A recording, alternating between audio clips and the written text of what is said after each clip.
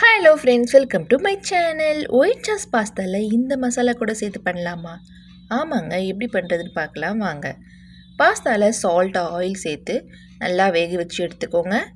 2 tablespoon ghee, 1 tablespoon maida, கொஞ்சம் கொஞ்சமாக Rao milk சேர்த்து கட்டி இல்லாமல் நல்லா கிளறிட்டு வந்தீங்கன்னா இந்த மாதிரி ஒயிட் சாஸ் ரெடி ஆகிடும். இதில் கொஞ்சமாக மிளகுத்தூள், கொஞ்சமாக சில்லி ஃப்ளாக்ஸ், கொஞ்சமாக கரம் மசாலா சேர்க்க போகிறோம். கரம் மசாலா சேர்க்கும் போது டேஸ்ட்டும் ஸ்மெல்லும் நல்லா டிஃப்ரெண்ட்டாக சூப்பராக இருக்கும். கண்டிப்பாக ஒரு வாட்டி ட்ரை பண்ணி பாருங்கள். வேக வச்ச பாஸ்தாவும் சேர்த்துக்கோங்க. ஸ்டவ்வை ஆஃப் பண்ணிவிட்டு ஒரே ஒரு ஷீட் சீஸ் சேர்த்திங்கன்னா சூப்பரான ஒயிட் சாஸ் பாஸ்தா ரெடி ஆகிடும். கண்டிப்பாக வீட்டில் ட்ரை பண்ணி பாருங்கள். இந்த வீடியோ பிடிச்சிருந்தா லைக் பண்ணுங்கள், ஷேர் பண்ணுங்கள். என்னுடைய சேனலை மறக்காமல் சப்ஸ்கிரைப் பண்ணிக்கோங்க. Thanks for watching.